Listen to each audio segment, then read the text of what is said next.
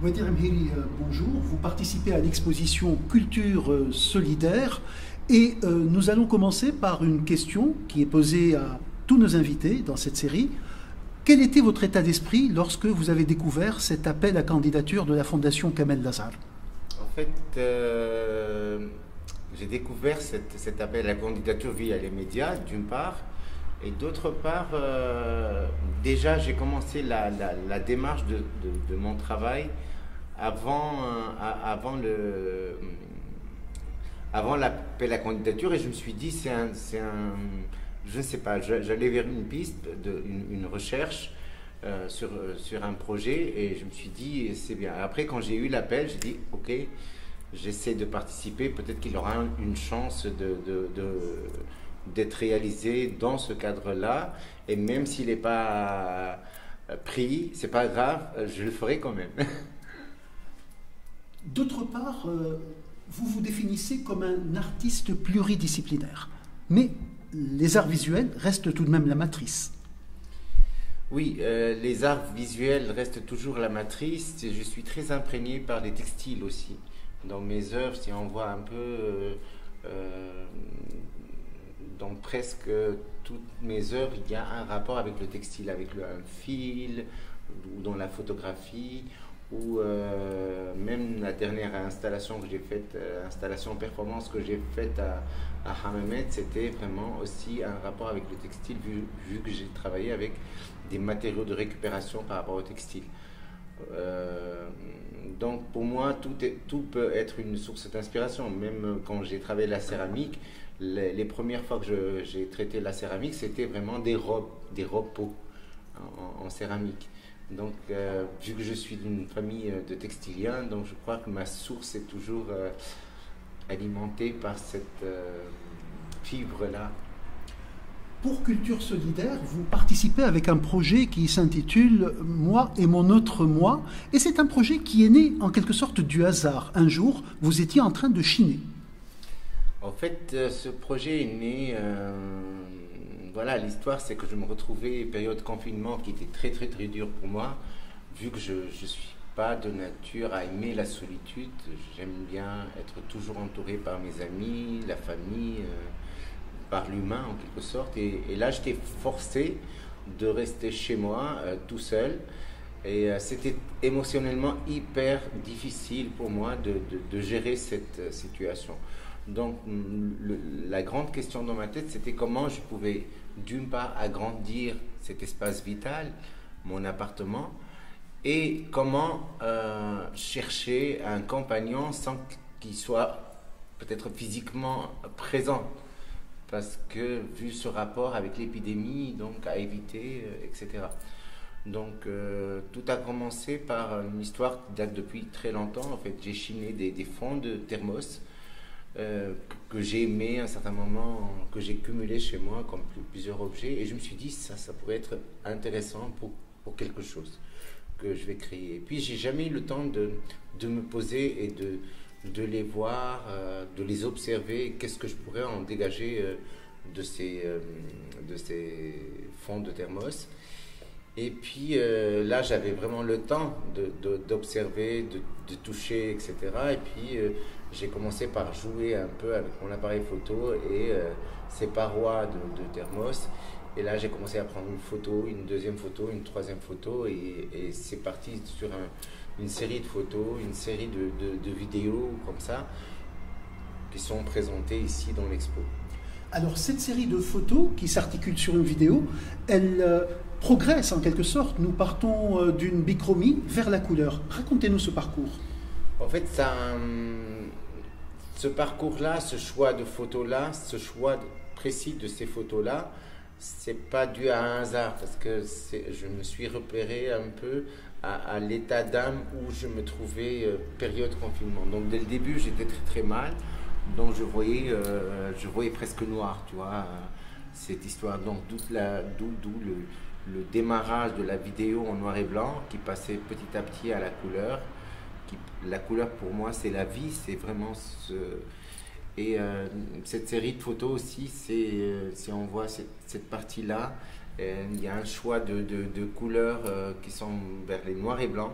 Et après, petit à petit, ça part vers la couleur jusqu'à la dernière photo où je sors sur mon balcon, où je retrouve mes petites plantes, etc. Où je me familiarise avec cette situation et peut-être j'apprécie beaucoup maintenant le fait de rester seul parce que ça m'ouvre d'autres pistes aussi. Alors, la vidéo qui accompagne ces photos, c'est un tour de force. Exactement. Et puis pour moi, cette vidéo aussi, elle accompagne ces photos. Donc même la présentation de la vidéo dans l'espace, moi j'aurais, si j'ai imaginé exposer ça ailleurs, je vois la vidéo beaucoup plus grande. Mais là aussi, comment intégrer cette vidéo avec cette série de photos pour boucler la boucle, faire le tour. Et on a l'impression, même avec le son, ça tourne, ça tourne, ça tourne, et ça tourne, et c'est un cercle. Voilà. Et bon, la bande sonore aussi a été créée par Karim Artila, qui est un ami de longue date, qui est dans la musique. Donc effectivement, on s'appelait au téléphone. Donc, et puis je lui ai envoyé la bande vidéo, et puis on a parlé sur la sono, on a essayé des choses, on a testé des sons différents, et d'où ce choix définitif de la bande sonore aussi. Plus largement, vous avez réalisé la scénographie et l'accrochage de l'exposition Culture Solidaire. Ça a été un processus intéressant. C'était très intéressant pour moi, et en plus c'est venu dans une période où je me sentais vraiment un peu mal à l'aise, et puis j'avais une énergie à dépenser. Donc je me retrouvais ici entouré de ces belles œuvres. J'ai découvert des artistes que je ne connaissais pas avant, j'ai parlé avec eux autour des œuvres, en fait aussi mettre en valeur chaque artiste dans son petit espace, son petit cocon, c'était quelque chose, comme le travail s'est présenté pour moi, comme pour d'autres travaux, et puis construire avec eux. Je me suis fait des amis comme Sber, on a beaucoup discuté de ses œuvres, de comment seront les socles par rapport aux œuvres, comment mettre en valeur ces œuvres-là, l'accrochage de Asma, etc. La scénographie pour notre ami Alia Salemi, etc. Donc c'était pour moi un challenge fascinant. J'ai vécu ça comme si c'était une part de création de moi-même.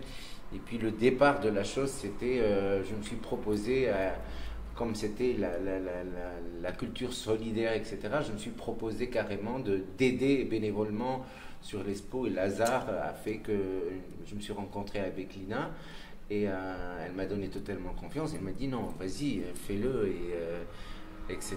Et puis ça m'a donné aussi une grande charge positive. Et ça a permis aussi de montrer un autre côté de moi aussi. Et quelle est votre impression d'ensemble aujourd'hui, que l'exposition est là, que le public l'a visitée? Je suis très très satisfait du résultat. D'une part, j'ai eu beaucoup d'amis qui sont passés, et puis beaucoup de visiteurs qui sont passés petit à petit. C'était pas vraiment... Et quand je discutais avec eux, ils me disaient c'est génial, c'est un bol d'oxygène qu'on a reçu, mais on va revenir encore.